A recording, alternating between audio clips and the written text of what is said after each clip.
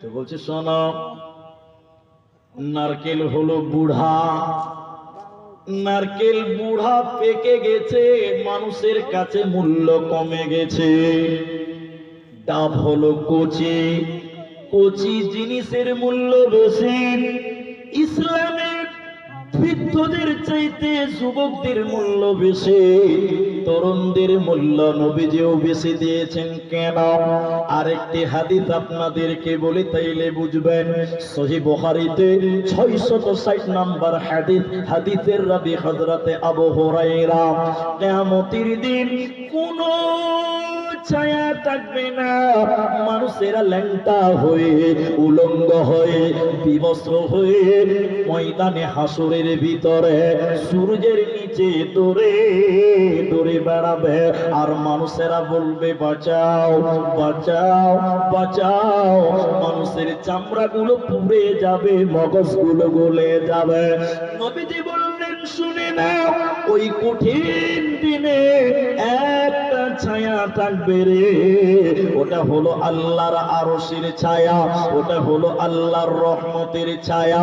ওই আল্লাহর আরশের ছায়ার নিচে 7 প্রকার মানুষকে আল্লাহ স্থান দেবে। ওই 7 জনের ভিতরে দ্বিতীয় নম্বর নবী বলেন, ওয়াশাবুন নাশা ফি ইবাদাতিল্লাহ। যে যুবক যৌবনকাল আল্লাহর ইবাদত করেছিল, যে যুবকটা যৌবনকাল আল্লাহর পথে ব্যয় করেছিল, কিয়ামতের দিন আল্লাহ বলবে, যুবক রে, তুমি আমার মেহমান, তুমি জান্নাতের মেহমান, তুমি আমার রহমতের ছায়ায় তুমি থাকবে। কিয়ামতের দিন তোমার কোনো চিন্তা রবে না, রবে না, রবে না।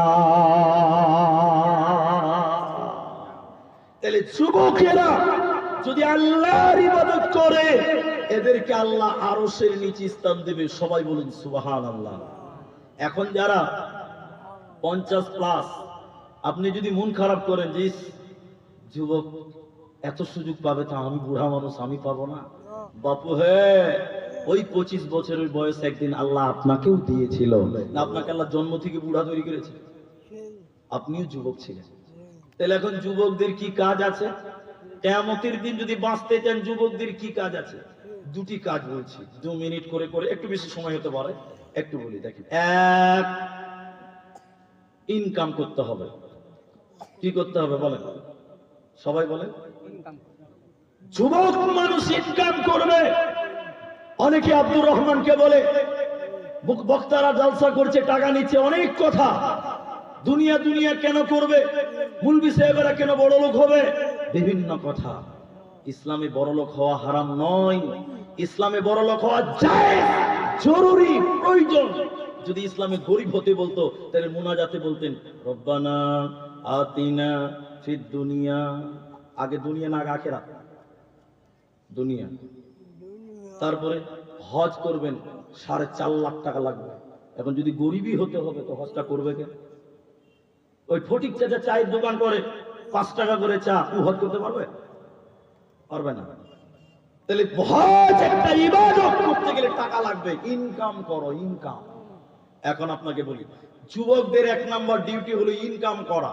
বড় লোক হও, মালদার হও, পয়সাওয়ালা হও, আদেশ ইনকাম করা। এখন উদাহরণ দিচ্ছি, এইটুকু বুঝেন।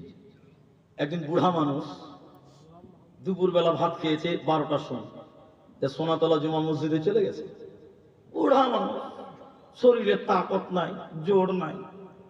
জোহরের নামাজ পড়ে মসজিদের এক কানাতে বসে বসে বসে যায়, আর বাড়ি যাব না, একবারে আসরের নামাজ পড়ে তারপরে বাড়ি যাব। ওর তো কোনো কাজ কাম নাই। বুড়া মানুষের কোনো কাজ আছে? কোনো কাজ নেই। এবার বুড়া মানুষ জোহরের নামাজ পড়ে মসজিদের এক কান, আমাদেরকে দেখেন রেখে মসজিদের এক কানাতে বসে সুবহানাল্লাহ, আলহামদুলিল্লাহ, আল্লাহু আকবার, লা ইলাহা ইল্লাল্লাহ, সুবহানাল্লাহ, সুবহানাল্লাহ জিকির করছে, জিকির করছে, জিকির করছে। আচ্ছা আপনারা বলেন, এই বুড়া মানুষটা নেকি পাবে কি পাবে না? সবাই বলেন, আপনারা বলেন। পাবে। সুবহানাল্লাহ, নফল ইবাদত। এখন ওই বুড়া ইবাদত করছে। এখন আমার মতন একজন জওয়ান, আমার মতন 30 বছরের যুবক, জোহরের নামাজ পড়ে বুড়ার দিকে টেরা চোখে দেখছে আর বলছে বারে বুড়া তো নেকি লুইটা দিলে বা, তো আমি কেন বাড়ি যাবো, আমিও শুরু করব। এখন ওই বুড়া এক কানাতে সুবহানাল্লাহ করছে, ওর দেখে আমার মতন একটা চ্যাংরা যুবক ও মসজিদের আরেক কানাতে দু হাতে তসবিহ করছে সুবহানাল্লাহ সুবহানাল্লাহ সুবহানাল্লাহ সুবহানাল্লাহ। বলে বুড়াকে দেখছে আর বলছে তোকে হারিয়ে দিব রে। ইউ জিকির করছে, বুড়াও জিকির করছে। আচ্ছা বুড়া তো নেকি পাবে বলছেন আপনারা, এবার বলেন এই যে চ্যাংরা যুবক ছেলে সুবহানাল্লাহ সুবহানাল্লাহ জিকির করছে, ইনি কি পাবে কি পাবে না? বলেন বলেন, কে বলছে পাবে, কে বলছে পাবে না? পাবে না, একটা নেকি পাবে না, একটাও নেকি পাবে না। কারণ আপনি বলবেন আব্দুর রহমান ভাই এই বুড়া মানুষ সুবহানাল্লাহ সুবহানাল্লাহ বলে নেকি পেল আর চ্যাংরা মানুষ বলে পাবে না? বলে পাবে না। কেন পাবে না? পাবে না কেন? সুবহানাল্লাহ আলহামদুলিল্লাহ এটা নফল, নফল আর ইনকাম করা ফরজ। এতগুলি মানুষ আপনারা বলেন আগে নফল করতে হবে না আগে ফরজ? বলেন বলেন, ফরজ। আল্লাহ কোরআনে বললেন ফাইযা কুদিয়াতিস সালাত, যখন তোমাদের নামাজ হয়ে যাবে তো ফান্তাশিরু ফিল আরদি, তখন তোমরা জমিনে বেরিয়ে যাও, ব্যবসায় লেগে যাও, মাঠে চলে যাও, লেবার তুমি কাজে চলে যাও। যুবক তুমি মসজিদে সুবহানাল্লাহ করবে এটা হতে পারে না। যার শরীরে কোনো বল নেই, যার শরীরে কোনো তাকত নেই, ও নফল ইবাদত করবে, ওর জন্য কোনো অসুবিধা নাই। কিন্তু যুবকরে আল্লাহ তোমাকে ইনকাম করতে বলেছে। হে নওজওয়ানেরা, হে তরুণেরা, তোমাকে ইনকাম করতে হবে, এটা তোমার জন্য ইবাদত। দ্বিতীয় নম্বর শুনে নেন, ইসলামে এমন একটা ইবাদত আছে যে ইবাদতটা মেয়েদের জন্য মাপ, যে ইবাদতটা শিশুদের জন্য মাপ, যে ইবাদতটা বুড়া মানুষদের জন্য মাপ, একমাত্র যুবকদের জন্য, একমাত্র তরুণদের জন্য, নওজওয়ানদের জন্য। ওই ইবাদতটার নাম, ওই ইবাদতের নাম হলো জিহাদ ফি সাবিলিল্লাহ, আল্লাহর রাস্তায় লড়াই, দ্বীনকে বাঁচানোর জন্য জিহাদ। অতএব যুবকের দল তোমরা এই দুইটি কাজ করতে লেগে যাও। তোমরা কি করবে? ইনকাম করবে, হালাল ইনকাম করবে, স্ত্রীদের পেছনে খরচা করবে, বিবিদের পেছনে খরচা করবে, আর জিহাদের তামান্না তুমি দিলে নেবে। কেন কেন কেন? কিয়ামতের দিন আল্লাহ বলেন হে নওজওয়ানেরা, তোমার যৌবন কাল আমাকে বুঝিয়ে দাও। যৌবন কাল নেকি করেছো না গুনাহ করেছো? যে যুবকটা গুনাহ করে পাপ করে আল্লাহর রাস্তায় সময় বের করে না, ওই যুবক কিয়ামতের দিনে আল্লাহর জান্নাতে যাবে না, পাবে না, দেবে না। অতএব যুবকের দল তুমি আল্লাহর পথে সময় দাও, নচেতে বাঁচা যাবে না, যাবে না, পারবে না। নাম্বার 3, নবীজি বললেন কিয়ামতের দিন প্রতিটি মানুষকে বলা হবে, প্রতিটি মানুষকে বলা হবে তুমি কিভাবে মাল উপার্জন করেছিলে, তুমি বলো। কিভাবে তুমি মাল কামাই করেছিলে তুমি বলো। টাকা কিভাবে কামাই করেছিলা, হালাল পন্থায় না হারাম? এখানে আরেকটা বলে দিই, একসঙ্গে দুটো পার হবে। তারপরে 4 নম্বরটা হবে কিভাবে তুমি খরচা করেছিলা। তাহলে একটা হলো কামাই করেছো কিভাবে, খরচা করেছো কিভাবে। এই দুটি প্রশ্ন তোমাকে রেডি করে না। এদিকে দেখেন, আমার দিকে দেখেন, আল্লাহ আব্দুর রহমানকে বলবে এই এই আব্দুর রহমান, তোর জীবনে নয় 1 বছরে তুমি 10 লাখ টাকা কামাই করেছিলা। এই সলিমউদ্দিন, তোমার 1 মাসে কামাই ছিল 3 লাখ। এরে আব্দুর রহমান, 1 মাসে কামাই করেছো 4.5 লাখ। কেমন করে কামাই করেছো, হালাল না হারাম? তিলে তিলে তিলে তিলে বুঝিয়ে দাও। এটা 2 মিনিট দেখেন। আপনি দোকান করেন মালদা রথবাড়িতে, মালদাতে দোকান করেন, লাখ লাখ টাকার মাল আছে, কিন্তু ওই দোকানের মালিক বছর শেষে যাকাত বের করেননি, আপনার ইনকাম হয়ে গেছে হারাম। আপনার ইনকাম কি হয়েছে? হারাম, গুচ্ছিত সম্পদ ওটা। ওই যে দোকান, দোকানে 3 লাখ টাকার মাল গোডাউনে রেখেছেন, ওটা ব্যবসা, ব্যবসার মালের যাকাত দিতে হবে। আপনি বছর শেষে যাকাত দেননি, আপনার মাসে দোকান থেকে ইনকাম হয়েছিল 1.5 লাখ, আপনার 1.5 লাখ টাকা হারাম হয়ে গেছে। কিয়ামতের দিন আল্লাহ বলেন, কেমন করে উপার্জন করেছিলে আমাকে তিলে তিলে তিলে তিলে বুঝিয়ে দাও। ইনকাম ট্যাক্স যাকাত দিয়েছে কিনা বলো, ওসর দিয়েছে কিনা বলো। আজকের মুসলমান যাকাত দেয় না, ওসর বুঝে না, অতএব নিজের মালকে হালাল করতে জানে না। 4 নম্বরটা বলছি, কিভাবে খরচা করেছো, কি করে খরচা করেছো, এটা বুঝেন, কি করে খরচা করেছো এটা বলছি। আচ্ছা, এটা কথা মানে এখানে আলহামদুলিল্লাহ, আর মা বোনদের ভিতরে অবস্থা কেমন জানি না, যদি জায়গা পরিপূর্ণ হয়ে যায় তাহলে হয়তো আগের ব্যবস্থা করতে হবে। আর যদি পেছনে সামনে ফাঁকা থাকে, মা বোন আপনারা সামনের দিক দিয়ে একটু আগিয়ে আসেন, পরবর্তীতে যে বোনেরা আসছে, মারা আসছে, তাদের একটু বসার ব্যবস্থা করে দেন। জায়গা যথেষ্ট আছে, আপনারা একটু আগিয়ে আগে আসুন, আপনারা একটু আগিয়ে আগে আসুন। মা বোন একটু নড়াচড়া করেন, আপনারা যদি স্ট্রং হয়ে বসেন তাহলে বিপদ হয়ে যাবে। এবার দেখেন আমাদের আর ওদিকে তাকান। 4 নাম্বার, কেমন করে মাল খরচা করেছিলাম?